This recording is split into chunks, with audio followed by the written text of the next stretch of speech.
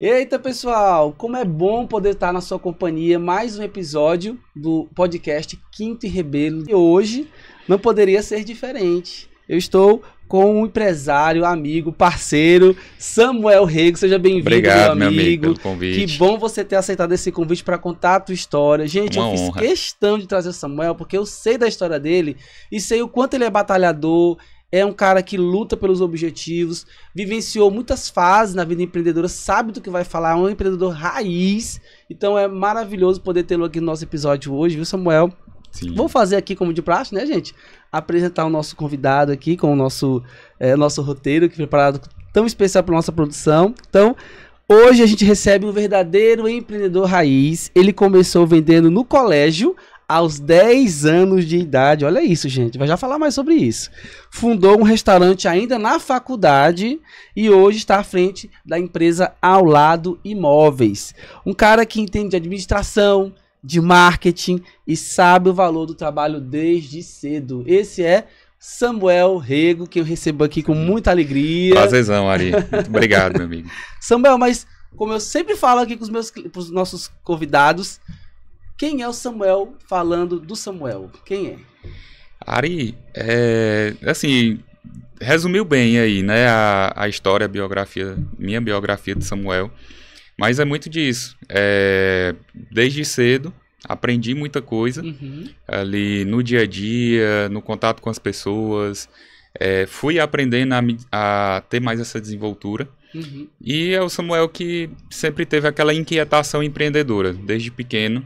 Já demonstrava, mesmo quando a família queria puxar para a medicina, eu sempre puxava, e eu até acreditava que queria isso, né? Mas depois que eu fui tomando consciência das coisas, eu entendi que realmente esse meu lado empreendedor era o que pulsava. Era Falava o que mais alto. Falava mais alto.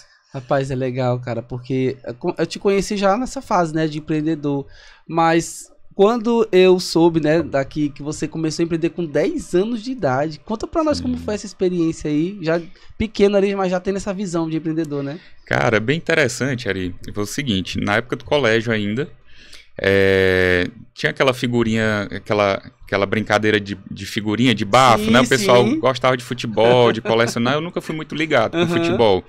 2. E nem de colar. Eu acho que eu nunca colei um álbum daquele. Nunca tive aquela coisa de colar. Mas eu era muito bom em virar as figurinhas. Sim. E olha só, tinha um outro colega que ele também era muito bom. Aí a gente lá na conversa se juntou e ele gostava de colar dele.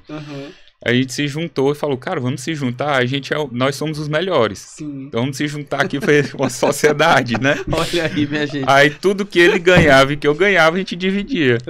Aí a gente começou a pelebrar os amiguinhos, aquela coisa. Sim. Só que ele ganhava para colar no álbum dele e eu vendia as figurinhas, os que não conseguia ganhar. Era o gestor ali, o financeiro. As minhas figurinhas eu pegava e vendia, porque os coleguinhas que não conseguiam ganhar, acabavam perdendo as figurinhas, mas queria, Samuel, tu tem aquela, eu tô precisando dessa, tu tem? Eu, rapaz, essa aqui é mais rara, essa aqui é mais cara. Eita, Samuel. Aí eu comecei ali, nessa brincadeira, né? Outra coisa também, mais ou menos nessa época, um pouco antes, eu sempre tinha aquela coisa do cofrinho, né? Sim. Eu não sei, acho que hoje em dia não é muito o mais, digamos assim, a melhor forma de educação financeira, mas ajuda, é melhor do que nada. Isso. E meu pai sempre chegava com uma moedinha, comprou um cofrinho pra mim, cofrinho lá, botou lá em casa e chegava com moedinha e botava. E eu queria aumentar esse cofrinho. Aí às vezes... Já tinha essa meta, né? É. Cofrinho cheio. E aí minha mãe já dava o dinheiro do lanche, né, pra gente lanchar, e eu não lanchava às vezes. E ela, percebendo que eu não tava lanchando, ela ia no colégio, comprava a ficha pra que eu pudesse de fato lanchar. Sim. Mas eu comecei a vender a ficha. Pra poder botar no cofrinho. Porque no colégio tinha duas filas. A fila pra comprar a ficha, pra quem ainda não tinha, e a fila pra pegar o lanche. E os amigos tudo querendo brincar, aquela coisa, ganhar tempo, porque o tempo do recreio ali era limitado. Eu pegava antes do recreio, e aí eu tô com minha ficha aqui, quem é que vai querer comprar? Aí eu já vendia minha ficha. Meu amigo. Eu nem vendia mais caro não, eu vendia pelo preço, mas era pra eu botar lá no cofrinho.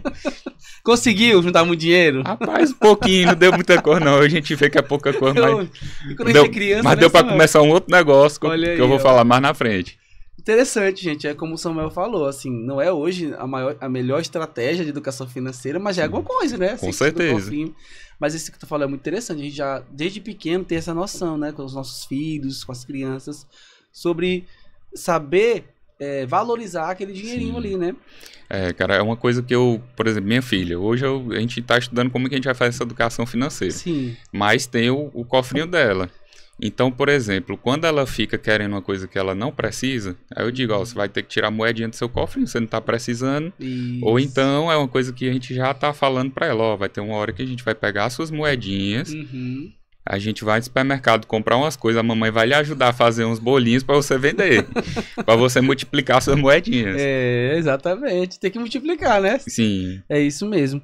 Mas, em relação à tua família, lá, pegando o gancho da infância, teve alguém que te estimulou? Já tinha empreendedores na família?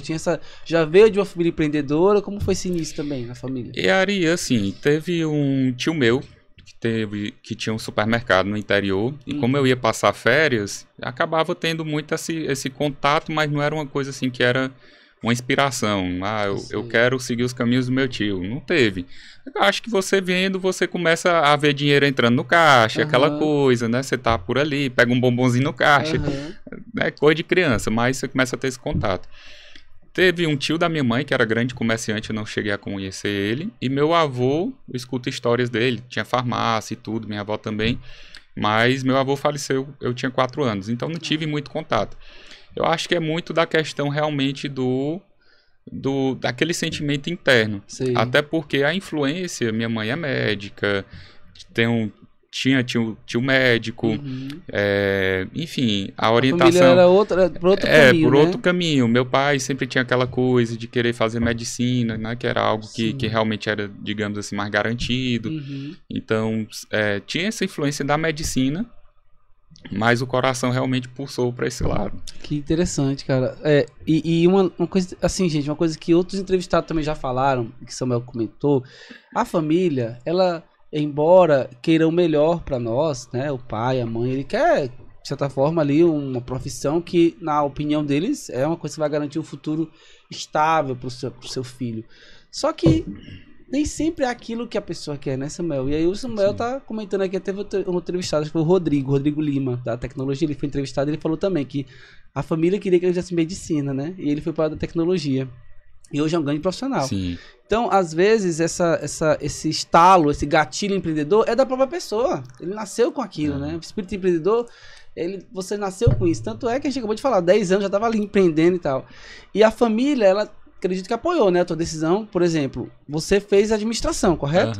Como foi chegar e falar, pai, mãe, não vou fazer medicina, eu vou fazer administração? Como foi esse momento? E Ari, foi um balde de água fria, porque desde pequenininho, né, aquela coisa criança com essa influência, eu vou fazer medicina.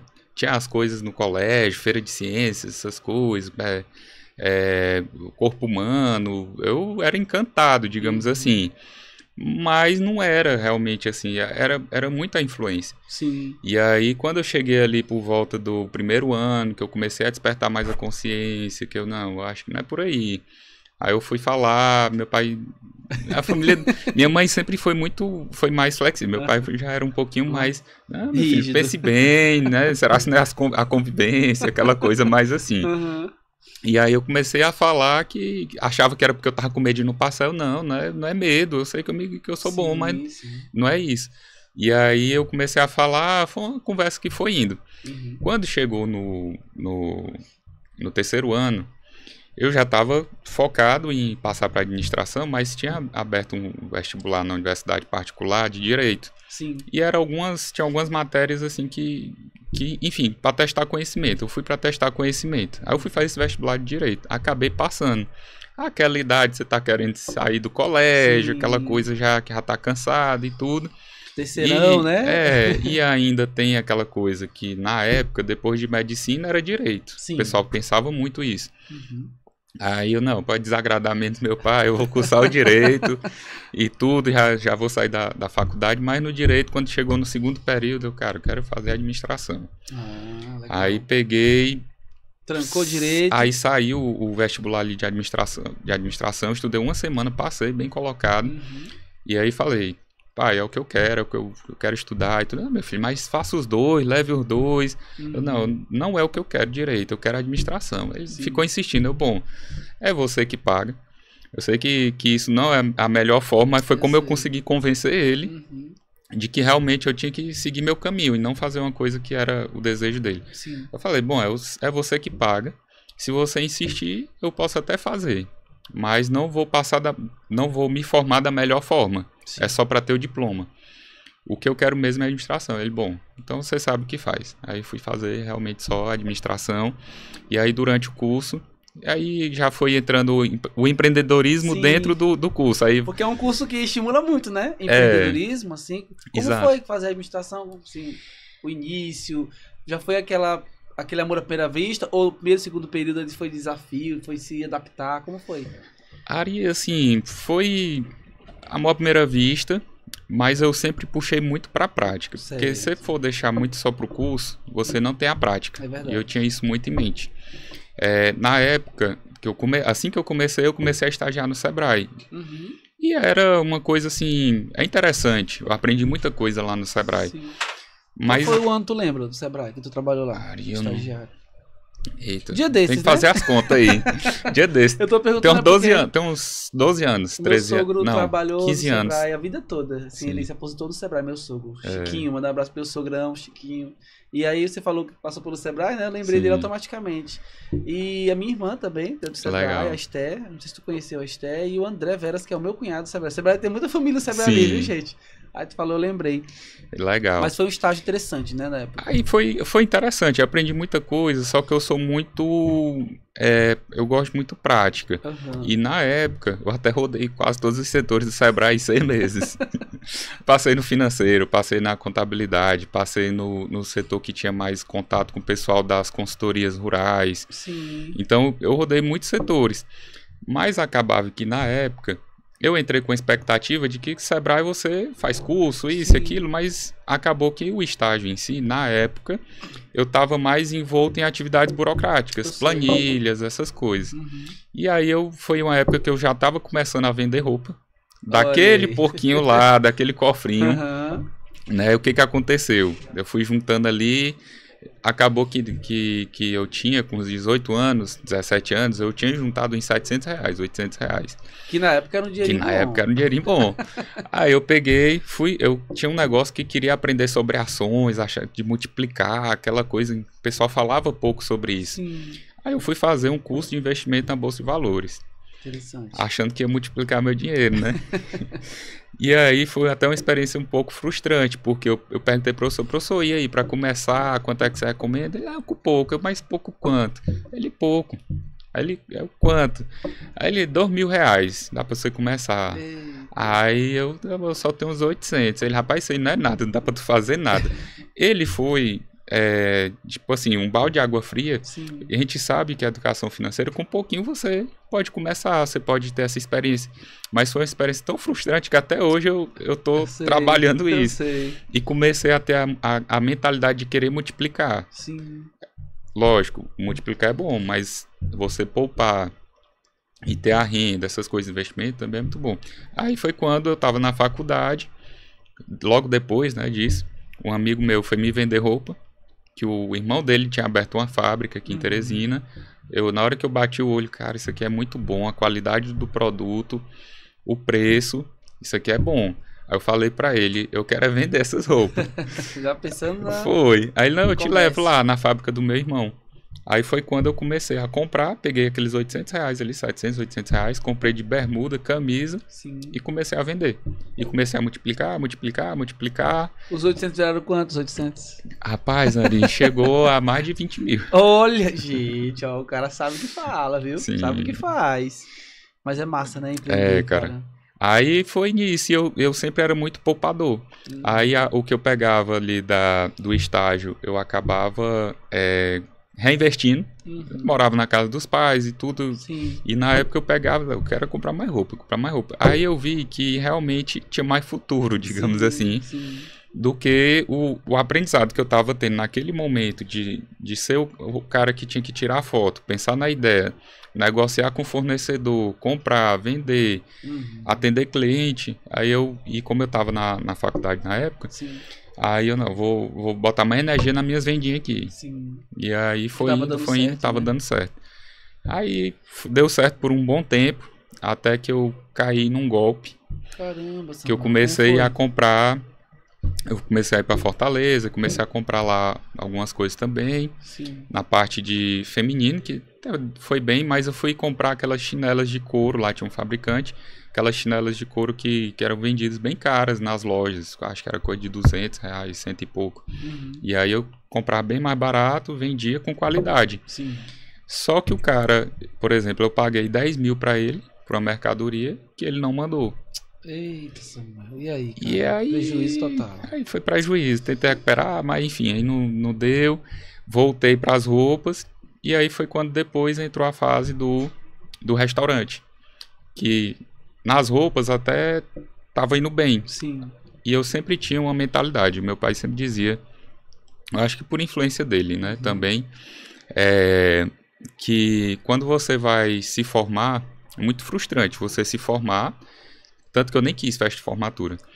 Você se formar, nada contra, Sim, né, a festa, sim. mas assim, você pensar a questão do, poxa, eu vou me formar. Beleza, festa, agitação, alguns vão ter muita ressaca, e aí no outro dia você vai fazer o que da vida? É verdade. Então, quando eu já estava perto de me formar, eu tinha em mente, o curso todo, eu tenho que ter um negócio grande antes de me formar, eu tenho que ter um negócio grande antes de me formar. E aí as roupas foram aumentando. Eu cheguei a abrir uma lojinha dentro da casa da minha mãe. Começou no meu quarto, só que era constrangedor o pessoal passar por dentro da casa e tal. Aí eu cheguei pra minha mãe, eu vou abrir minha loja. Ela onde? Bem aqui na sua casa. Eu vou reformar o depósito. Ela ficou sorrindo, achava que não. Aí quando ela viu, já tava desocupando o depósito, limpando e transformando em loja. Levava Qual era o nome da loja? Tu chegou a Samuel nomear? Rego mesmo. Ah, teu nome mesmo. Era. Eita, vamos lá. Aí eu levava também na sacola para vender na faculdade e tudo, então teve esse negócio. E quando, com o passar do tempo, eu fui chegando mais perto de me formar. Eu tenho que ter um negócio grande, aqui já tá ficando pequeno. E eu fiquei naquela coisa, eu vou para uma loja de rua, de roupa, de moda, ou vou para alimentação. E aí, assim, hoje eu vejo que eu dei muitos passos sem como é que eu posso dizer? Muito no impulso. Sim. Sem ser muito conversado, sem ser muito estratégico. E aí, esse foi um deles. Não me arrependo, mas foi um deles. Aquela coisa de o que todo mundo fala. Sim. A alimentação é uma coisa que não tem erro. Vá lá que é ótimo. Você vai botar dinheiro no bolso, ninguém deixa de comer. E aí, a parte vestuário poderia ser algo que também teria dado muito interessante, já estava dando. Era algo que eu já tinha experiência. Só que eu fui criar algo do zero. E aí eu fui para alimentação, que foi bom por muito tempo. Foi aí que surgiu o Império Hot Dog. Hot Dog, isso. Como eu tinha isso em mente? Bom, se eu for para alimentação, eu tenho que fazer algo que ninguém está fazendo. Tenho que fazer algo diferente. Sim. E aí eu sou muito criativo, comecei a pensar em coisas que poderia ser isso. Tinha na faculdade ainda, o pessoal saía para comer lá da Nova FAP ali, para comer o cachorro-quente lá no Hot Dog na maçonaria. Sim. Eu achava distante, com tempo curto, mas o pessoal era viciado naquilo e eu não via particularmente muito vantagem. Aí eu comecei a perceber, cara, isso aqui é uma coisa que foi aí que surgiu o slogan, todo mundo ama, que foi nosso primeiro slogan lá do Império. Porque todo mundo ama hot dog, quase todo mundo ama. Eu amo hot dog, eu também gosto. E aí toda vez aí na hora que eu voltava para casa, né, era um pouco distante ali, eu vim no percurso pensando, passava na frente de novo, na volta para casa e ficava, como que eu posso transformar isso aqui em algo gourmet? Sempre ali buscando uma estratégia para transformar em negócio, né? Exato, como que eu vou transformar isso aqui em algo gourmet? Aí fiquei alguns dias pensando, aí comecei, cara, e se de repente eu pegar os ingredientes da pizza e botar dentro do hot dog? E se eu botar um frango, uma carne de sol, um bacon, uma calabresa? Se eu for mexendo com isso, na época tinha um quadro no Fantástico, um cara que era Tipo, não era o mago, era o cara que fazia umas coisas diferentes com comida. Tinha um quadro desse no Fantástico, não sei se tu lembra. E ele mexia com maçarico. Eu sei quem é, sei quem é. E aí o cara mexia com maçarico. Na hora que eu vi Sim. esse maçarico, cara, dá pra botar o queijo em cima e derreter. Pronto, aqui já tem um produto. Eu já sei como é que vai ser a ideia, o produto ali e tal. E aí fiquei com isso na cabeça. Mas não tinha recurso, não tinha, enfim, achava... Um erro que eu tive na época, que hoje eu mudei completamente minha mentalidade. Sim. Completamente. Que tinha que começar grande. Cara. E aí ficava... Hoje eu entendo que eu prefiro começar pequeno. A imobiliária começou pequeno. Sim. Pra depois eu ir formatando. E aí eu tinha muito esse pensamento de começar grande. Ah, não tem dinheiro, não tem um recurso, isso, aquilo. Como é que vai ser? E acabou que eu conversando na época com um amigo...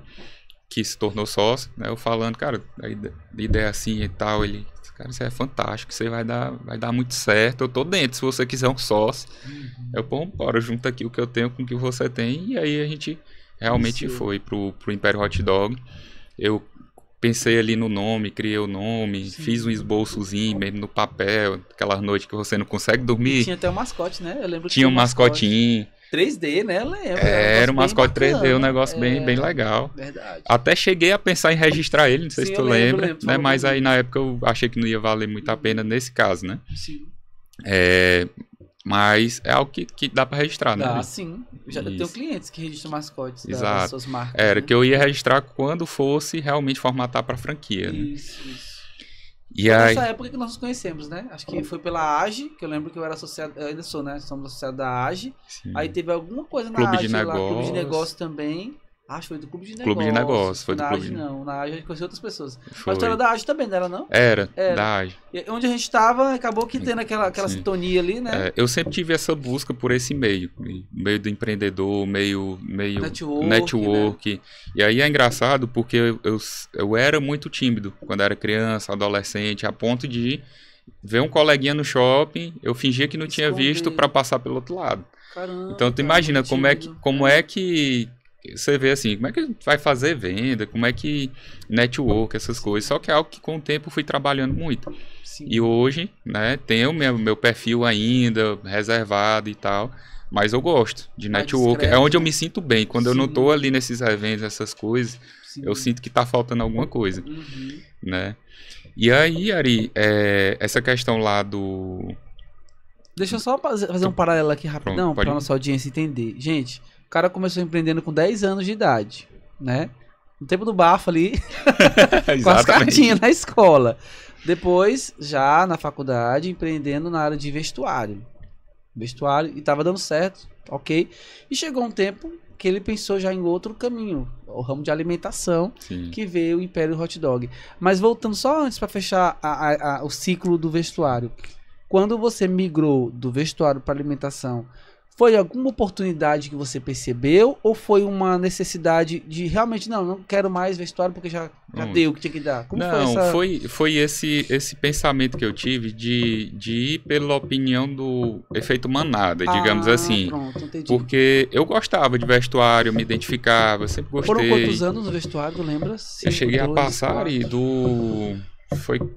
foi uns 3 anos. Caramba. E já tinha uma clientela fiel, né? Então. Porque foi assim, eu comecei vendendo, levando a mochila para vender na faculdade. Sim. Aí depois já foi crescendo, aí um lado do meu guarda-roupa eu botava só de vestuário e levava o cliente até lá, para entrar dentro de casa para comprar. E depois foi que eu botei a loja.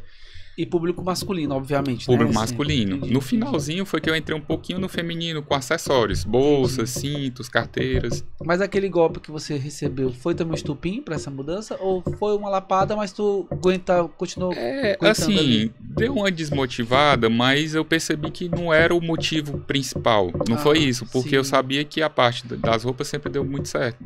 Foi muito bom. Entendi. Então não era só eu recalcular ali, que foi o que eu fiz ainda por um tempo. E voltei a focar só nas roupas. Entendi. Né? Lógico, você fica baqueado, você fica desmotivado, assim como outros baques que a gente pega ao longo da vida, também nos negócios, mas não foi algo que... Foi mais essa questão que todo mundo dizia, né? Alimentação, ninguém vai deixar de comer. Sim, sim. Então eu pensava, isso aqui é mais certo. E ainda isso tem aqui... isso, né? As pessoas têm esse pensamento ainda de alimentação e tal. E entra sem conhecer o mercado, sem conversar com pessoas do mercado. É verdade. Apenas com essa ideia. Sim, E aí eu tive que correr muito para aprender a lidar com o mercado de alimentação. E aí veio o Império Hot Dog, 2000 e quanto, lembra? Foi o ano? 2014, se eu não me engano. 2013 ou foi 14?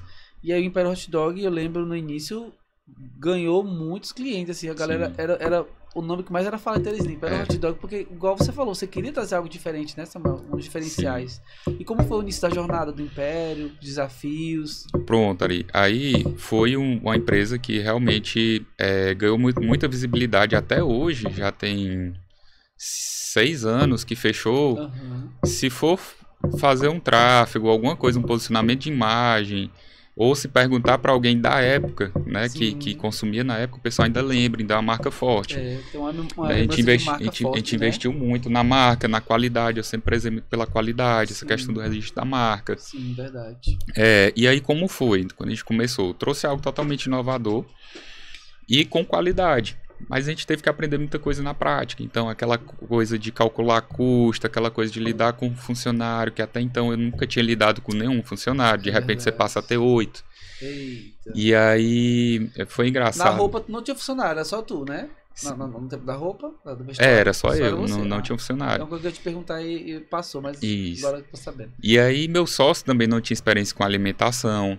Então, ele era do direito. Sim. Eu vim da administração, mas na prática é outra coisa. Sim, quando você vai para a administração, na administração você estuda muita teoria, muita coisa de empresa já muito grande, muita filosofia da administração. O famoso TGA. E aí na prática mesmo é que realmente o bicho pega, né? Então, a duras penas, a gente foi aprendendo e foi muito bom. O começo foi muito bom.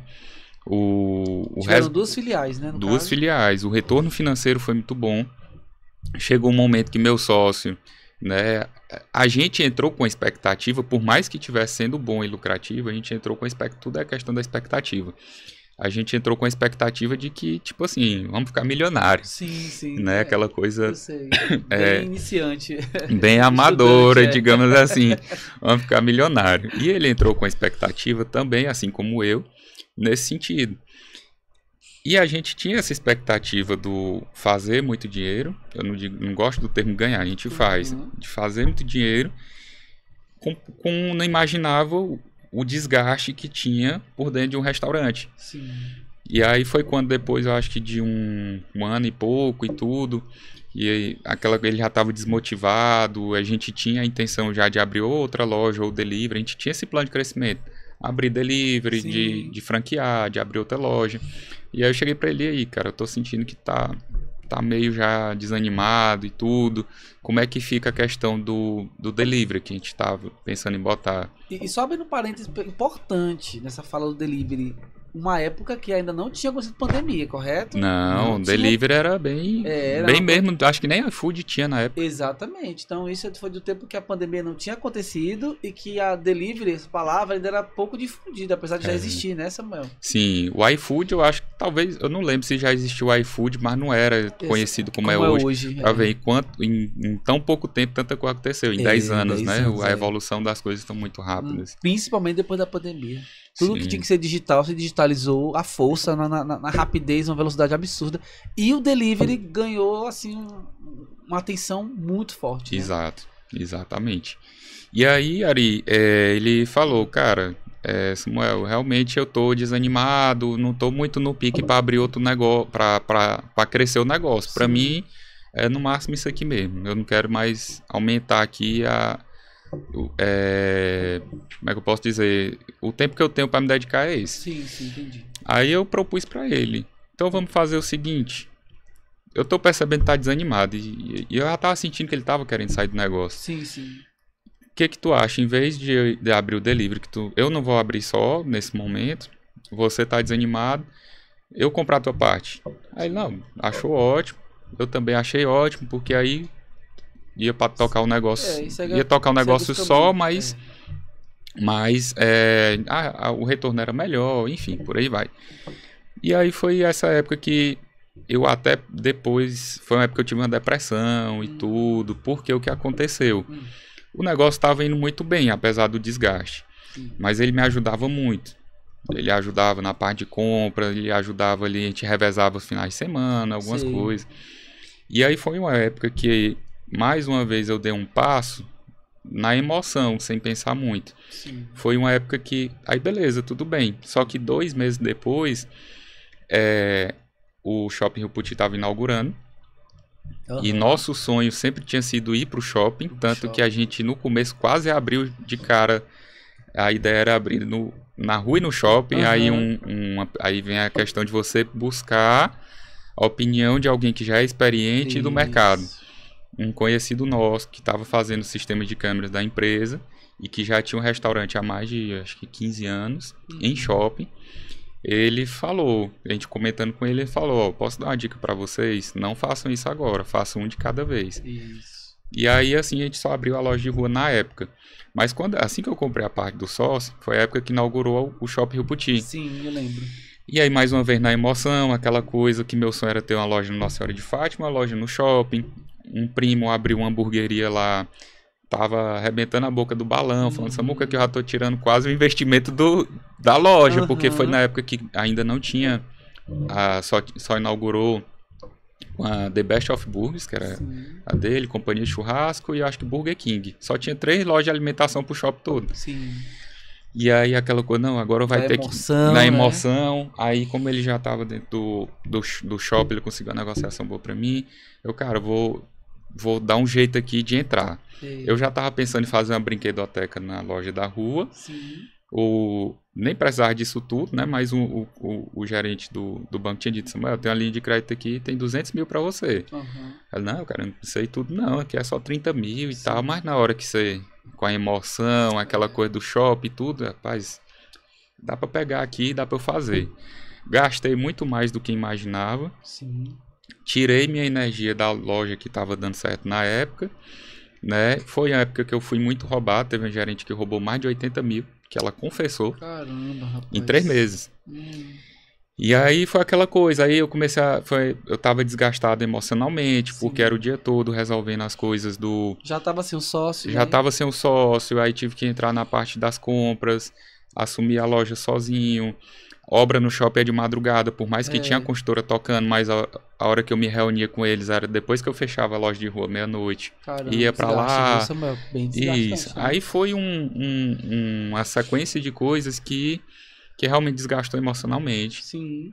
Me recuperei, busquei terapia na época e tudo. Mas já tava um pouco daquela bola de neve.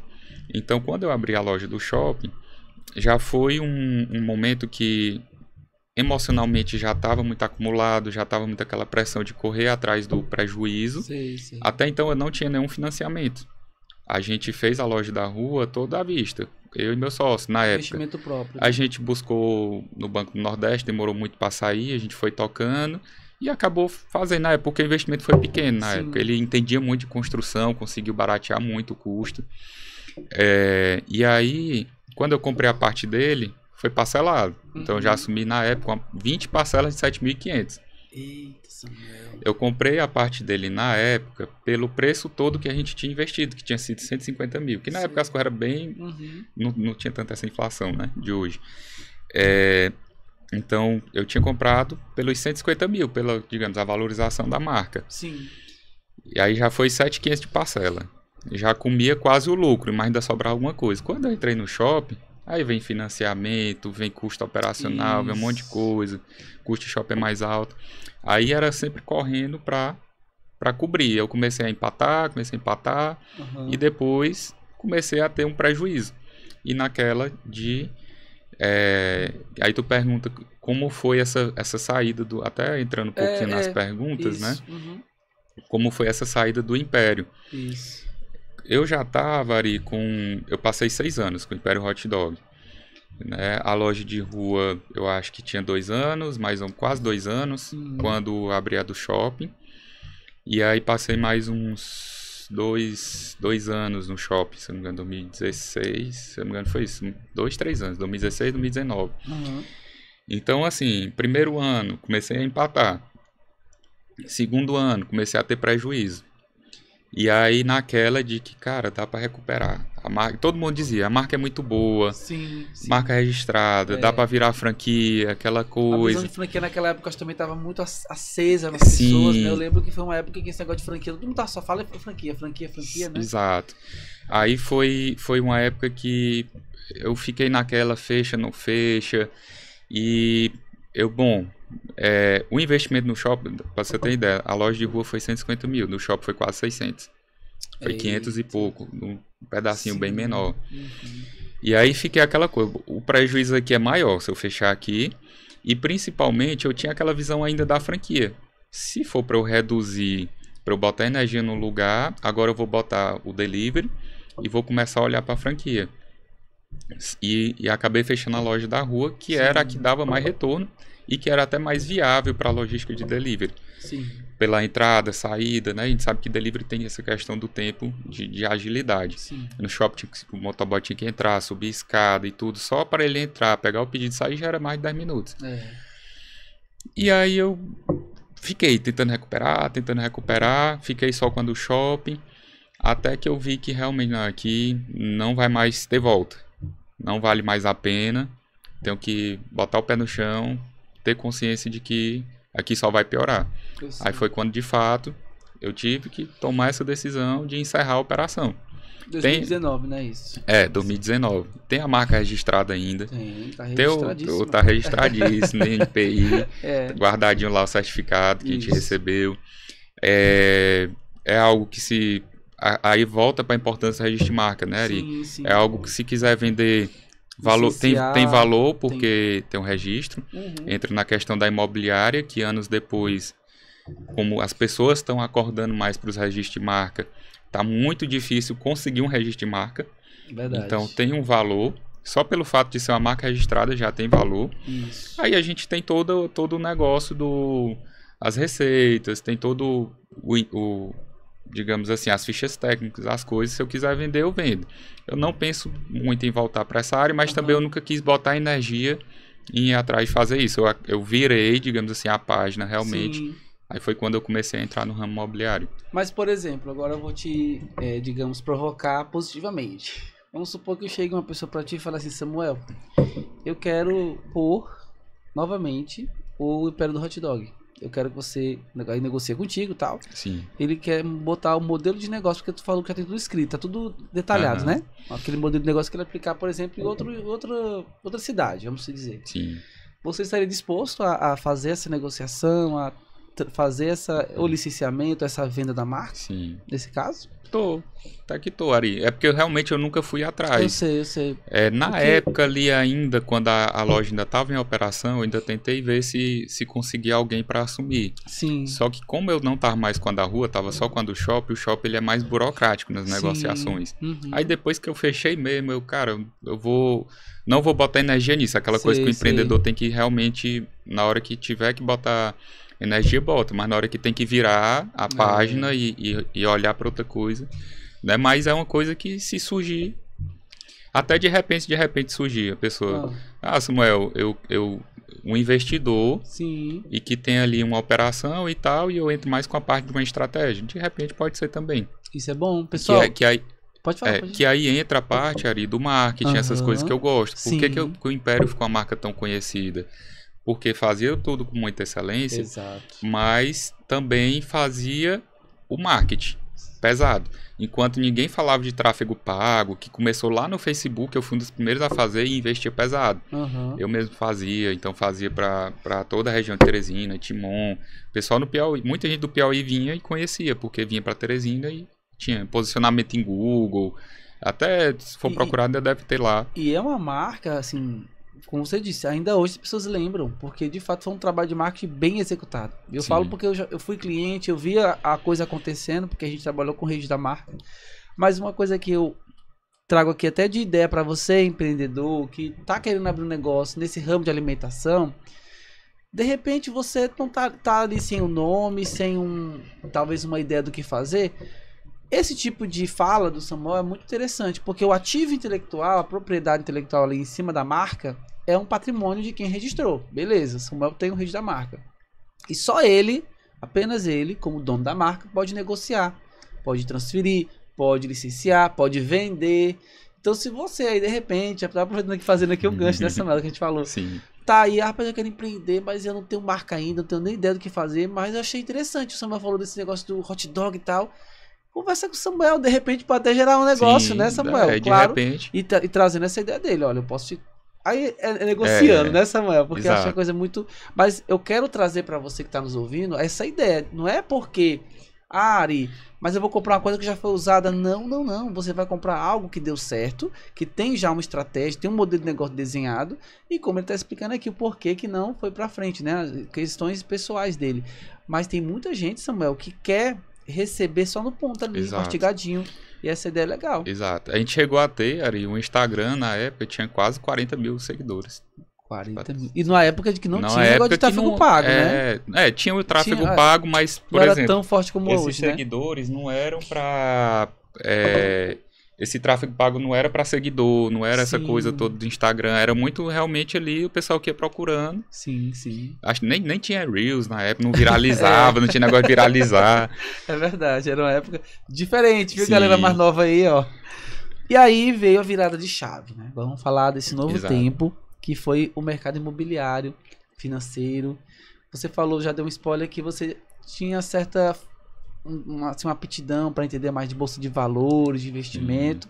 E eu acho que a imobiliária, essa parte de imóveis também veio junto, né?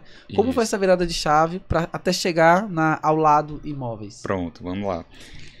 Quando eu estava abrindo um restaurante, eu percebi uma ineficiência do serviço imobiliário. O empreendedor, ele sempre está atento. Exatamente. E aí, as lacunas. As lacunas, porque a gente estava procurando ponto para alugar e percebia uma má qualidade no atendimento. E aí eu fiquei com aquilo na cabeça. Eu passei ali, a gente alugou o ponto na rua e tal, abriu o hot dog, Império Hot Dog, e aí eu fiquei com aquilo na cabeça, martelando. É que nem a história do restaurante. Passou um tempo martelando. Até que eu peguei, cara, vou fazer o Cresce, vai que um dia eu queira mexer com isso, vou fazer o curso do técnico de corretor imobiliário, vai que um dia eu queira mexer com isso e tal. E tudo no silêncio? Ou tu já tava divulgando alguma coisa para as pessoas? Ou foi tudo secreto? Isso aí foi no silêncio. Passei mais de um ano na cabeça. Sim. Aí fiquei pensando nisso. Quando eu decidi fazer, aí foi que eu falei. Falei lá pros meus pais, ainda morava até na casa deles, vou fazer um curso de corretor. Né? Mas você vai seguir o restaurante? Não, vou fazer aqui, vai que precisa, vai que surge um negócio, alguma coisa, eu já tenho o curso e tiro o Cresce. Aí fiz na época, era até em Caxias, viajava pra lá pra fazer e tudo, final de semana. E tem as provas, né? Tinha as provas. Aí fiz o curso e em seguida... eu acho que eu tirei o Cresce, ainda passei se eu não me engano, foi uns 2 anos com Cresce sem atuar. Eu passei um bom tempo ainda com Cresce sem atuar. Só explica pra galera, porque tem gente de todo jeito que ouve nosso áudio, nosso podcast. O que é o Cresce aí pra galera entender? O Cresce é o conselho que regulamenta a profissão do corretor de imóveis. Pronto. Então é o Conselho Regional de Corretores Imobiliários, corretores de imóveis. Por exemplo, administração. É o CRA, Conselho Regional de Administração, Medicina, CRM, né? CRC, né? Isso, Contabilidade, CRC, OAB. Né? OAB que é o dia dos advogados. Exato. E o Cresce, ele é eu acho legal, Ari, porque o Cresce, ele é bem atuante. É um conselho que tanto ele é atuante em fiscalizações, quanto é um conselho atuante em trazer benefícios para quem está no conselho. Eu acho isso muito legal. E aí, tirei lá a carteirinha do Cresce e deixei lá em stand-by. Quando aquela coisa, né, de quando você vai tomar uma decisão, é que nem quando eu fui me formar, eu já tinha na cabeça que eu tinha que ter alguma coisa certa. Então, quando eu fui tomar a decisão, de fato, vou encerrar o restaurante, eu já estava mais de 1 ano olhando para o mercado imobiliário. Eu não atuava nos dois porque eu estava na operação do restaurante, de fato ali, muito imerso, não estava só estratégico. E corretagem de imóveis é uma coisa que toma muito tempo. dificilmente a pessoa ali que vai fazer as duas... conciliar duas coisas, se ela tá na ponta da venda mesmo, vendendo imóvel, dificilmente ela vai conseguir vender imóvel e fazer outra coisa. Então, foi quando eu tive essa... Bom, vou fechar aqui, mas eu já tenho o que fazer. Sim. Eu vou seguir esse caminho. Aí entrei numa imobiliária, já tinha um Cresce e tudo. Entrei na imobiliária, já tava, não era aquela coisa, eu vou fazer o curso, porque só em fazer o curso, tirar a carteirinha do Cresce para vender, Sim. seria mais de um ano. Então já pensou... tem um investimento também em cima disso. E tem um investimento em cima disso. Verdade. E aí eu já entrei nisso e entrei na imobiliária. Uhum. Aí foi uma coisa também que nesse meio tempo, que eu nem botei, acho que nem sei se tu lembra disso, ou lembra, porque eu acho que eu procurei para registro de marca, Sim. mas acabou que foi numa época já que a gente mudou ali. Em paralelo a isso, aí tá tudo certo, eu já estava no mercado imobiliário e tudo, mas logo em seguida, meses depois que eu fechei o restaurante, eu estava me consultando com um fisioterapeuta, um osteopata, que ele atendia num lugar que era alugado. Alugado assim, participação. Sim. Ele era um lugar que não era muito ambiente para... que ele já estava querendo mudar. Era um ambiente assim que não era muito calmo, digamos assim. E quando você vai para o fisioterapia, você quer relaxar. Sim. E eu perguntei, cara, e como é que faz? Como é que funciona aqui? Quanto que tu paga? Ele, não, Samuel, eu pago participação. Eu atendo, então uma parte fica pro dono do espaço e outra parte fica para mim. E não era um espaço voltado para a saúde. Eu lembrei, como eu já estava entrando no imobiliário, minha mãe tinha uma sala para alugar, toda reformadinha, toda bonita, lá no Shopping Rio Puti, com as salas subdivididas, e aí eu já ia anunciar essa sala para alugar. Aí na hora que ele falou, veio, minha mente conecta muito rápido as coisas. Isso é bom. Aí na hora que ele falou, eu falei, Enio, não faz sentido de repente a gente... Eu falei que tinha essa sala, tu acha que daria certo tu atender lá, que já seria uma pessoa para começar, e conseguir outras pessoas, outros colegas, e assim foi, porque eu tinha dentro de mim, aí voltando pro propósito, dentro de mim Ari, ainda, que eu, além de gostar dessa parte de gestão, administração, marketing, quando eu passei lá pela questão da depressão, nasceu dentro de mim um propósito de querer trabalhar com algo que ajudasse as pessoas a transformar e melhorar positivamente a saúde do corpo, da mente e do espírito. Sim, sim. Então, aí o cara, vamos. A sala já estava pronta, eu só ia pagar o aluguel. Não ia gastar zero de reforma. Entra a questão que eu te falei de começar com como se fosse o MVP, né? O mínimo produto viável. Isso. Para você não assumir um risco de chegar, vou investir 50 mil numa clínica, 100 mil, sei lá quanto numa clínica, numa reforma, numa imobiliária. Se você não tem caixa, lastro para isso, eu aprendi muito com o restaurante. Sim. É melhor você começar pequenininho e aumentando, que foi o que eu fiz com a clínica. A gente começou, eu não tive prejuízo lá, porque eu não investi praticamente nada. Sim. E aí botei a secretária, era o aluguel, enfim, essas coisinhas assim pequenas que ia se pagando e estava indo até bem. Aí eu tinha bons psicólogos, consegui trazer para o time. Sim. Bons psicólogos, psiquiatra, bons nutricionistas, tipo assim, era realmente referência. O psiquiatra muito bom, referência na cidade em psiquiatria infantil. Em TDAH, então tinham excelentes psicólogos, excelentes nutricionistas e excelentes fisioterapeutas, as referências realmente. Mas veio algo, meses depois, 2020, pandemia, que bagunçou o mercado geral, presencial. E aí foi algo que aconteceu. Resumindo aqui a história, veio a pandemia, não tinha como atender presencial. Os que poderiam atender online, eles não precisavam da clínica. Então, eles atendiam direto os pacientes dele online. Né? Aí foi quando realmente a gente ainda segurou para ver quando voltasse o presencial, indicava alguns pacientes, né? Porque a gente ganhava na indicação. Se era um paciente só dele, ele só ia atender mesmo online. Mas se a gente indicava o paciente, aí tinha participação. Mas quando voltou para o presencial, ainda assim, muitos psiquiatras, que era o mais forte, era o psiquiatra e psicólogo. Sim. ficou no online. Agora que depois de um tempo aqui tá sentindo muita necessidade do presencial e o pessoal tá querendo voltar. Uhum. Aí o projeto Vida Leve, que era Vida Leve, o nome da clínica, né? Eu lembro. Vida Leve, eu tive que abortar esse projeto e aí vem os aprendizados. Com as coisas que a gente aprende ali em experiência, você nunca começa do zero. Eu aprendi muita coisa com restaurante.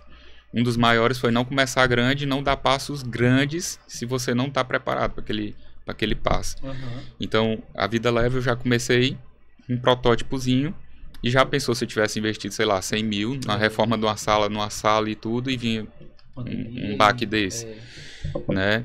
Então, não tive prejuízo. Mas o projeto não avançou. Eu ainda tenho em mente esse projeto para eu lançar ele digital. Certo. Uma forma de lançar ele digital. E o imobiliário, desde 2019, eu nunca parei. Fiquei nesse segmento do imobiliário. No caso do imobiliário, quando tu fala nunca parei, é porque tu ia ali, conseguia vender um imóvel ali, acolá, alugar, como é que é? Porque como que funcionava? O imobiliário, eu comecei e já entrei de cara em uma imobiliária. Certo. Então era onde eu ganhava, por exemplo, a Vida Leve, eu não tive prejuízo, mas não tive lucro. Sei. Então ficou empatando e quando ia começar realmente a dar um lucro foi quando veio a pandemia. Entendi. E no imobiliário era onde meu ganha-pão, digamos assim. Realmente eu já entrei voltado para imóveis de médio, alto padrão. Entrei em uma imobiliária que não era a minha, né, e vendia bem. Então era onde eu sustento a família, é onde eu fui honrando o que dava para honrar ainda do restaurante, né, os parcelamentos que eu fiz, e assim foi indo. Então eu não parei de lá para cá, de 2019 para cá eu não parei. Para não dizer que não parei, acho que teve um período que eu tirei assim, uns 2, 3 meses para reconectar as ideias. Sim. E a imobiliária fez em abril 2 anos. 2 anos já, passa rápido, né? É rápido, cara. Pra mim, na minha cabeça, não sei se de vocês também, na minha cabeça a gente ainda tá no primeiro ano depois da pandemia. É como se tivesse parado ali A pandemia ainda deixa muitos resquícios na nossa vida, tanto na vida de empreendedor quanto na nossa vida pessoal mesmo. Sim. E aí como foi essa questão de sair dessa imobiliária que tu estava trabalhando para pensar, não, agora eu vou ter a minha própria imobiliária? Como foi esse momento? Levou um tempo, Ari. Eu tava na imobiliária que eu saí, e aí volta pra questão, como eu sempre fui muito bom em posicionamento de imagem, de marketing, de captar cliente, essas coisas, por mais que eu venda muito bem, o meu forte não é o comercial. Sim. O comercial no sentido, porque o marketing faz parte do comercial, mas eu digo comercial no sentido de ir lá com o cliente, visitar e tudo, eu faço primorosamente bem, né? E tenho muito resultado. E os clientes são muito satisfeitos, mas tipo assim, não é aquela coisa que eu faço isso de uma forma leve, é uma coisa que me motiva, né?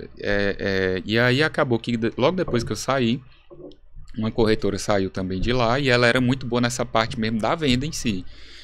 Aí eu chamei, vamos fazer o seguinte, vamos juntar nós dois aqui, só nós dois, não tinha imobiliária, não tinha nada. E aí eu ajudo a captar o cliente, o posicionamento de imagem. Na pandemia foi muito bom esse movimento que teve muita gente querendo ir para casa em condomínio, saindo de apartamento, movimentou muito o mercado imobiliário. E a gente começou a fazer muitas vendas assim. Eu era gestão, era organização, eu sentava com ela e vamos sentar aqui e conversa, trabalhar cliente por cliente. Sim.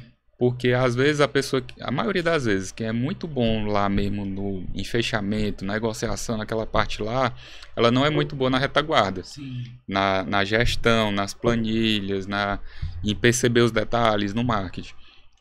E aí foi uma combinação que deu muito certo. E a gente vendeu muito bem. E a gente achava aquela coisa de, acho que a gente está bem alinhado. Na conversa a gente falava que se fosse ter uma imobiliária, eram habilidades complementares, né, que a gente sabe que para a sociedade dar certo você tem que buscar habilidades complementares, e isso aí estava ok. Mas foi quando aí a gente partiu mais uma vez, sem muito investimento. Acho que eu peguei uns 5 mil, ela 5 mil, a gente botou um ar-condicionado, umas mesmas coisas. Ainda ali em 2021, foi logo, ainda dentro da pandemia. Sim. Acho que foi bem na época que estava passando um pouco a onda e depois teve um outro ciclo, não lembro direito. E estava dando muito certo. Financeiramente, eu não vi que ia ser sustentável. A questão de você já perceber, não ficar insistindo muito antes da coisa dar o problema. Foi o outro aprendizado que eu tirei lá do restaurante. Sim. Eu poderia ter parado antes e diminuído o prejuízo que eu tive. Então, estava dando muito certo, estava dando muito retorno financeiramente, mas não estava sustentável por exemplo, estava bem alinhado antes de abrir. Certo. Eu vou ser gestão, vou fazer isso, você vai treinar o time, treinar o pessoal, e assim vai ser. Só que ela acabou que estava muito operacional o pessoal, não estava deixando o pessoal, porque ela era muito boa realmente em venda, em fechamento, mas não estava dando liberdade para o pessoal aprender e caminhar com as próprias pernas. E eu não queria ir por esse caminho, porque começa a ficar muito insustentável. Começa você deixar de sair da divisão das funções, que era ela tinha ficado mais na parte de treinamento e eu mais na parte da gestão, e começa nesse caso, atender pelo corretor. O corretor se acomoda, e aí você vai começar a fazer venda pelo corretor, tendo menos retorno financeiro do que se você tivesse sozinho, e tendo muito mais desgaste. Aí aqui não vai... Quando deu uns 3, 4 meses, eu chamei ela, conversei com ela, falei, não tá andando, a gente tá começando a sair em direção diferente do que a gente tinha alinhado. Isso aqui vai dar problema. Eu consigo ficar mais 2 meses aqui para realmente entregar o negócio rodando e tal. Deixo com você, a marca e tudo, na época deixei tudo com ela. E aí voltei. Só que eu não voltei para imobiliário, eu fiquei autônomo esse tempo todo, né? Que é trabalhando sozinho. Sim. Que foi a época que a gente também se reaproximou, né? Na época que eu estava trabalhando só, foi já uma questão mais independente, né? Exato. E aí esse momento de romper, né? Mais essa sociedade, digamos assim, você foi para... voltou, na verdade, trabalhar autônomo. Como foi esse exato. momento? Aí eu voltei, ia trabalhar autônomo, e já focado mais na parte de estúdios, imóveis para investimentos em São Paulo. Eu estava fazendo esse posicionamento muito bom, criando uma autoridade já. E foi quando aquela coisa do você tá só, a grande dificuldade do autônomo. Por que o autônomo ele busca a imobiliária? Além do suporte, a gente é um ser humano, a gente busca convivência, a gente precisa socializar. É verdade. Né? De ter com quem compartilhar as alegrias e as derrotas, as tristezas. E eu acho que é em todos os segmentos, né? Em todos os segmentos. O meu segmento também, eu e Maria, a gente fica olhando pro lado e pro outro, meu Deus, na nossa área tem poucas pessoas, assim, aqui de Teresina falando, Piauí, não tem muita gente nessa nossa área que trabalha com seriedade, então a gente sente dificuldade, tanto é que a gente vai buscar fora, vai para os eventos fora, enfim, mas é uma questão geral. Ou mesmo não sendo da área, conviver com outros empreendedores. E aí foi quando eu tava nisso, e aquela questão de gostar de ajudar as pessoas. Sim. Tinha 2 corretores que já me conheciam, um deles tinha sido meu gerente no restaurante, eu inseri ele no mercado imobiliário e eu tinha um pouco mais de experiência. Isso aí foi, digamos assim, em agosto. Eu não vou lembrar agora o ano, tenho que fazer as contas, mas em agosto, um exemplo. E aí eu posso fazer o seguinte, eu toco aqui minha venda, minhas vidas, minhas coisas. Uma vez na semana, a gente pode sentar para eu dar uma ideia para vocês, falar sobre o mercado imobiliário, como que eu negocio, como que eu faço, sobre inteligência emocional, falava muito sobre inteligência emocional, estava estudando muito isso na época. E aí foi indo e assim a gente fez. Quando chegou em janeiro, se eu não me engano, do ano seguinte, eu tava muito bem nas minhas vendas. Eu fiquei naquela coisa o lado gestão me puxando. Sim. Né? Como eu falei, eu faço vendas e faço muito bem, mas me desgasto muito. Então o lado gestão, o lado marketing, o lado coordenação ficou me puxando mais. Sim. E o lado, esse lado da convivência. Eles já estavam começando a comentar, perguntando dica de imobiliário, qual imobiliário é legal, que eu recomendava eles irem, tudo. E aí foi quando eu falei, pessoal, a gente já está aqui. a gente é quase uma imobiliária. A gente só não tá... as negociações só não estão passando aqui entre a gente, né? Vocês estão fazendo as vendas de vocês, eu as minhas e tudo. Mas vamos fazer o seguinte, vamos testar esse modelo imobiliário. E aí, mais uma vez, eu já ali não vou de cara pegar um ponto físico, uma coisa e tudo. A gente passou uns 2, 3 meses nesse modelo. Home office era? A gente se encontrava no café, essas coisas. Entendi. Então a gente passava esse modelo, ou também, eu alugava a sala na Febre, assim, lembrei agora. Eu alugava lá, no Rio Puti, aí eu alugava um pacote mensal de horas. Que é tipo cowork lá, né, que tem pra vocês? Exato. Aí, só que eu alugava o pacote de horas da sala de reunião. Sim. Então, 2 vezes por semana a gente se encontrava, tudo, fazia esses treinamentos.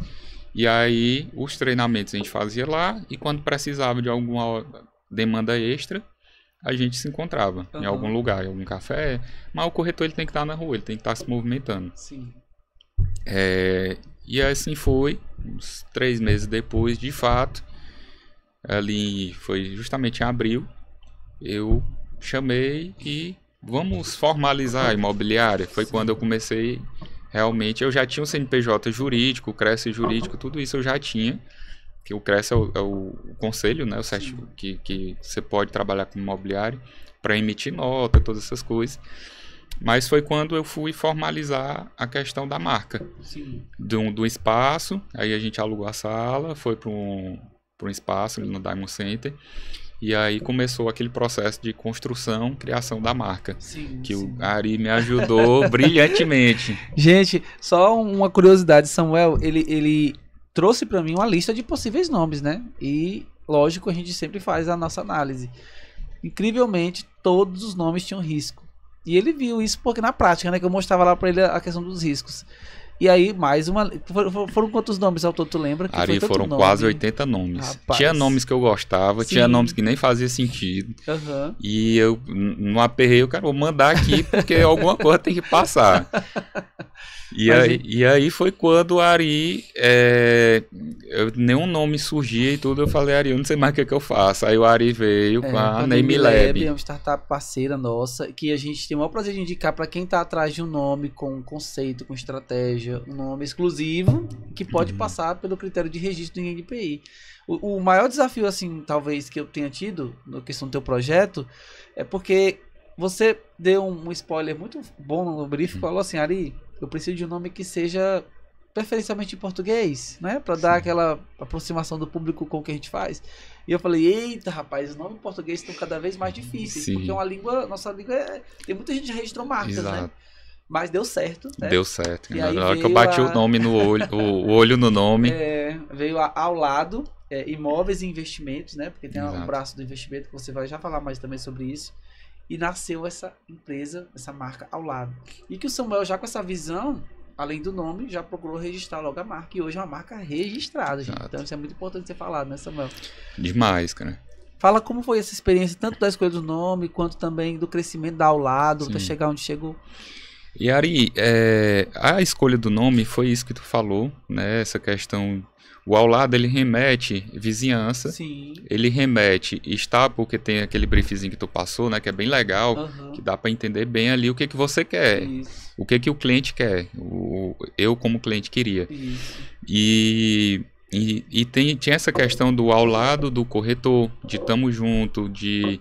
Aqui todo mundo se ajuda, essa coisa de vestir a camisa. E o ao lado do cliente, porque o cliente do mercado imobiliário, todo cliente, mas especialmente o mercado imobiliário, ele só compra se tiver segurança. Verdade. Então a gente quis passar algo que remetesse também essa segurança ao cliente, né? Sim, sim. Tem que ter um significado mais amplo, né? Exato, então ele envolve tudo isso.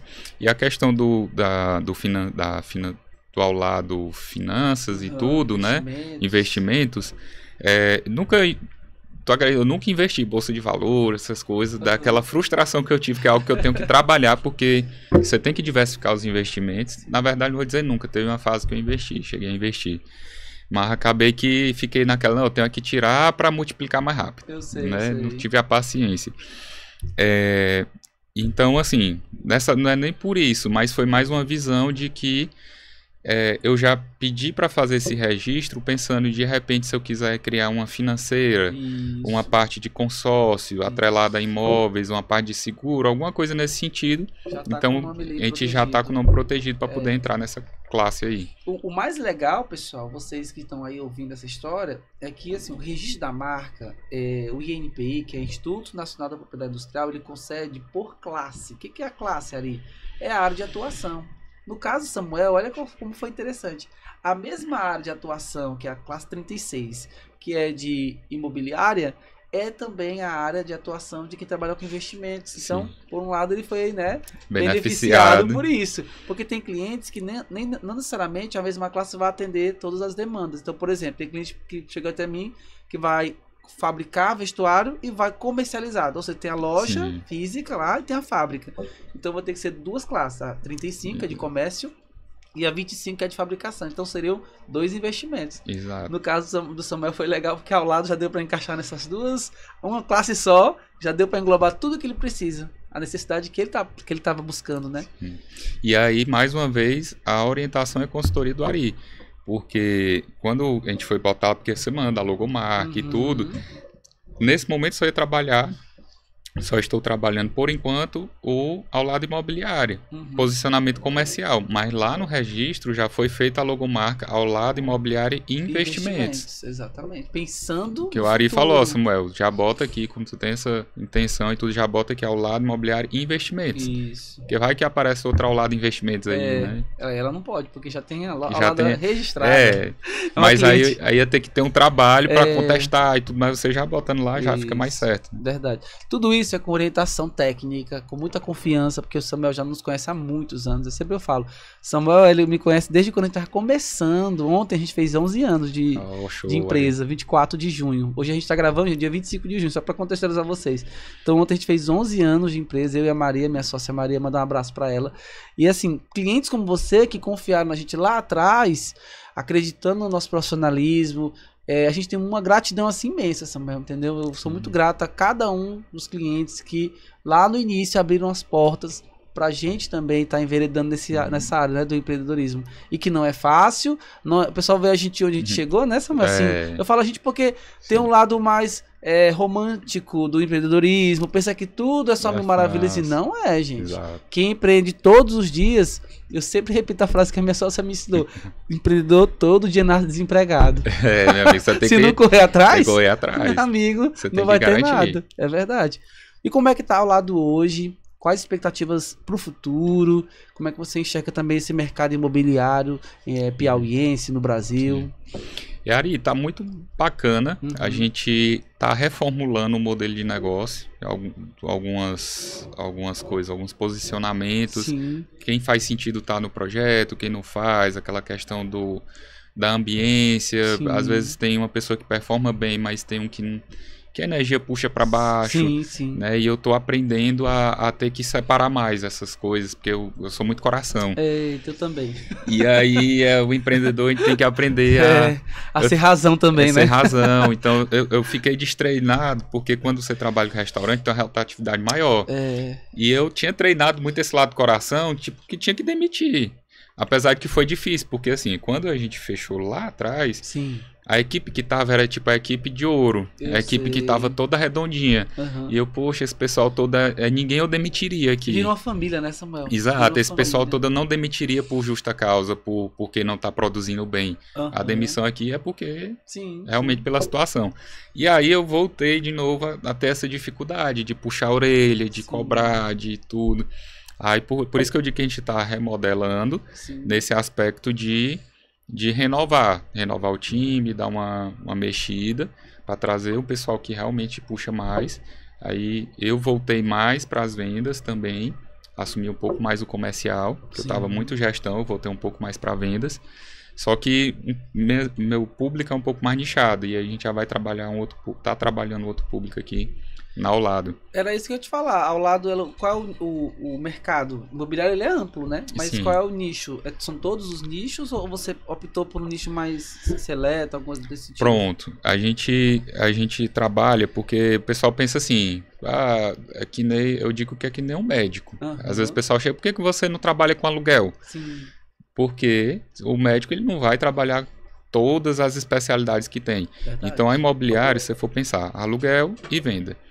Só que no aluguel você tem do imóvel popular de entrada até o alto padrão, alto luxo, comercial, uma série de coisas. E da mesma forma na parte de vendas. Então, tranquilamente, você tem mais de 10 segmentos dentro do mercado imobiliário. A gente trabalha atualmente só com vendas. Meu posicionamento é mais imóveis de alto padrão e investimentos, são estúdios voltados para investidores. E a imobiliária é um posicionamento mais de médio padrão, médio alto padrão também, né? Porque eu estou ali e também tem corretores que permeiam nesse meio, então são imóveis de 300 mil até, com os que eu atendo, aí é sem limite de valor. Mas a imobiliária em si é 300 mil até mais ou menos 1,5 milhão. Nessa faixa. Qual é hoje o empreendimento que, digamos, ao lado ela tem encabeçado com a ênfase que você possa compartilhar com a nossa audiência? E Ari, assim, a gente observa, né, o mercado, percebe por onde está indo, a gente trabalha muito o imóvel avulso, né, e fica observando os movimentos de construtoras, como é que tá e tudo tendências, que... né? As tendências, o que os clientes estão precisando e pedindo, porque não é todo lançamento. O cliente chegar pra gente e disser, eu quero um apartamento nesse lugar. A gente vai lá e tem o CNPJ, cresce jurídico para poder vender e vende. Né? Mas a gente não fica só com um empreendimento. A gente faz essa análise da necessidade do cliente. O que o teresinense, assim, Piauí, hoje ele está precisando mais, na tua opinião? Assim, pelos clientes, o público que tu atende, ele está buscando mais casa em condomínio fechado, casa em apartamento, casa em lugares mais arborizados? Pronto. Eu percebo, Ari, que a demanda ela sempre vai existir para todas as áreas do mercado imobiliário. Mas agora está tendo um movimento inverso da pandemia. A pandemia, muita gente foi para casa em condomínio. Isso. Porém, muita gente não conseguiu ajustar a logística para morar numa casa em condomínio. Deixar a filha em colégio, almoçar em casa, enfim, descansar e conciliar com o trabalho. Então, quem pode continuar morando em casa do condomínio, está morando. E busca por essa natureza, por esse verde preciso. Hoje em dia a gente percebe que mesmo que mora em apartamento, é mais por uma questão de logística. Mas todo mundo quer fazer uma viagem para... esparecer, ter um contato com a natureza, ir para um sítio, ir para um parque, ir para alguma coisa que consiga descarregar, porque hoje o excesso de informação, rede social, está mexendo com a cabeça pessoal. Verdade. E tem esse movimento do pessoal que precisa voltar para apartamento, pela logística, às vezes é um médico, ou enfim, outras profissões que trabalha. Passa o dia no trabalho, mas que quer pelo menos almoçar em casa. Né? Não quer sair de casa porque... Tem muitas pessoas que moram em casa de condomínio, sai 6 da manhã e volta 8 da noite. Porque às vezes ainda tem uma reunião à noite, um aniversário para ir, vai chegar 9 da noite em casa, nem curte o condomínio. É verdade. Então às vezes é muito de perfil. Tem o perfil condomínio? Tem, ainda continua vendendo. Mas o movimento maior está entre os apartamentos agora, nesse momento. E os investidores também que sempre estão investindo. O que para você hoje, o que para você no caso ao lado tem que as outras não têm? Que diferenciais e vantagens você quer falar para nossa audiência que você conseguiu formatar na ao lado que a concorrência não tem? Ari, primeiro a segurança, realmente. Né? Como eu estava falando, o mercado imobiliário ele exige a segurança. E infelizmente tem, como em todas as profissões, tem muitos corretores imobiliários que queimam o nosso mercado. Isso. Né? Por um mau atendimento. Tem cliente que fica... a maioria... Assim, muitos clientes, né, na verdade, por essas experiências de outros corretores imobiliários, pensam, ele só vai ganhar comissão e eu que vou fazer tudo. Quando, na verdade, a imobiliária é sério, o corretor sério, ele tem que prestar consultoria. Primeiro de tudo, ele tem que ser credenciado ao CRES. Pessoa física, se ele é um corretor, se ele trabalha na imobiliária, é corretor, ele tem que ter o CRES. E pessoa jurídica ou imobiliária, para ela vender, poder vender, se posicionar, ela tem que ter o CRES jurídico. E está em dias com o CRES jurídico. Então, isso deveria ser obrigação, né, mas é um diferencial. E essa questão da confiança, porque é uma venda consultiva. A gente gosta de trabalhar com a venda consultiva. entender o que o cliente precisa, entender qual o momento do cliente. Muitas vezes, por exemplo, nesse aspecto a gente acabou de falar aqui, essa leitura de mercado. Às vezes a pessoa ela quer muito morar numa casa, Sim. mas eu já cheguei para um cliente que eu via que a logística dele não ia dar certo. Eu perdi a venda, mas eu falei, será se faz sentido para você morar numa casa mesmo? Sim. Porque de repente vai virar uma frustração. Será se não faz mais sentido para você morar num apartamento e você geralmente viaja no final de semana? Durante a semana você não vai curtir a casa. Final de semana você está viajando. Sim. Então é uma venda consultiva, você ser sincero, honesto com o cliente. A transparência, Ser né? transparente. Entender dessa parte da documentação, da parte de cuidar, a parte de financiamento, de realmente ser uma solução para o cliente. Sim. Então, Essa área que a Ao Lado atua, realmente ela é muito diversificada, né, Samuel? Então, ter hoje uma visão do empreendedor desse segmento é muito importante aqui. Uma curiosidade, na verdade. Sim. Hoje a Ao Lado ela está em Teresina, correto? Teresina. Mas vocês atendem clientes de todo o Piauí, todo o Brasil. Como é que é também esse pensamento de avançar para Exato. outros mercados? Cara, a gente atende clientes todo o Piauí, o cliente que tem interesse em comprar imóvel em Teresina. Nesse Sim. momento a gente está voltado para Teresina. Aham. E eu tenho um posicionamento também, a gente também tem um posicionamento em São Paulo, com as construtoras em São Paulo, especialmente voltado para os estúdios. Imóveis voltados para investidores que querem comprar, colocar para alugar, rentabilizar, Sim. ter um retorno financeiro com investimentos em imóveis. E aí, nesse aspecto, a gente pode vender para o Brasil todo. Show. Então, eu já atendi cliente de vários lugares no Brasil. Meu foco é mais atualmente aqui em Teresina, né, do network, rede de relacionamentos, Aham. mas atendo também clientes do Brasil todo que vão surgindo, às vezes ali num marketing, uma campanha de tráfego, Aparece, né? aparece. Gente, olha, a conversa tá tão boa, estamos indo para a reta final desse momento, que vai ser o momento dos conselhos, viu, Samuel? Eu quero que você, olhando para a câmera, a sua câmera, né? Sim.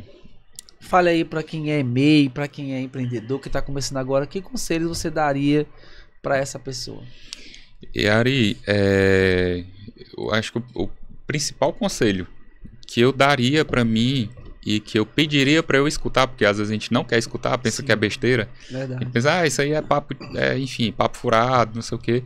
Eu daria para mim quando eu estava lá no começo e faria de tudo para conseguir assimilar e escutar esse conselho. Se você tem caixa, se você tem lastro, se você tem estrutura, tudo bem você começar grande, mesmo assim, quem tem não começa grande. Começa com protótipo, começa testando, validando e aí que vai escalando. Aham. Mas a realidade da grande maioria dos empreendedores é começar do zero. Aí a pessoa não começa por dizer eu não tenho estrutura, eu não tenho dinheiro, eu não tenho uma linha de crédito. Sendo que quando você começa, muitas vezes, com a estrutura e com a linha de crédito, você começa com um leão correndo atrás de você ali, uma onça correndo atrás de um guepardo Verdade. correndo atrás de você e cria uma pressão emocional, psicológica muito grande que muitas vezes você trava. E aí, o que eu sugiro, que é o que eu faço hoje.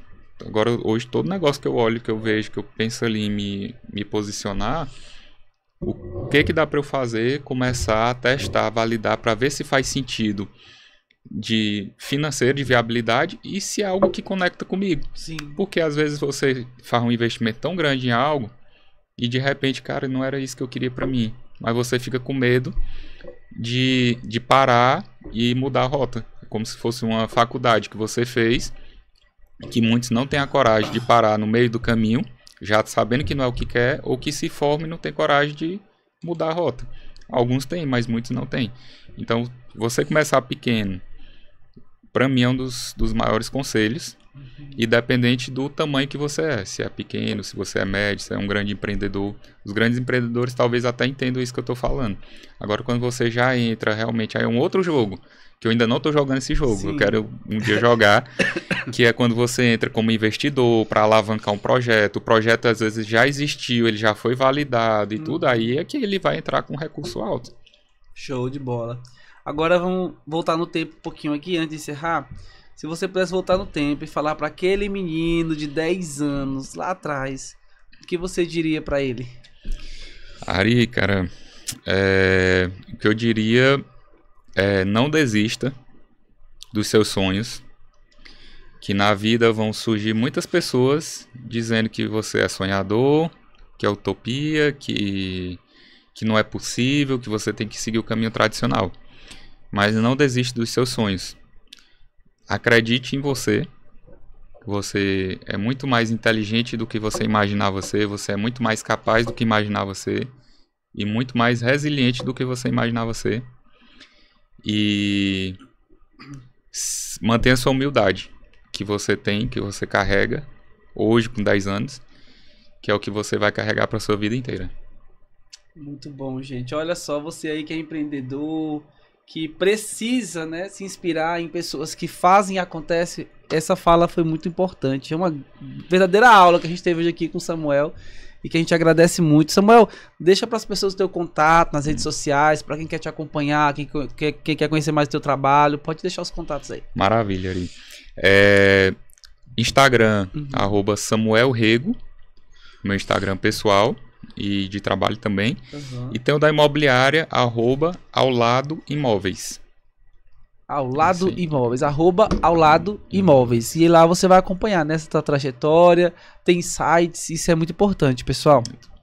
Galera, recebi hoje Samuel Rego, uma conversa muito boa, muito agradável. Agradecer mais uma vez, meu amigo, pela tua presença aqui. Eu que agradeço. Eu tenho certeza absoluta que esse episódio vai inspirar pessoas, vai mexer com você que nos assiste, que nos ouve.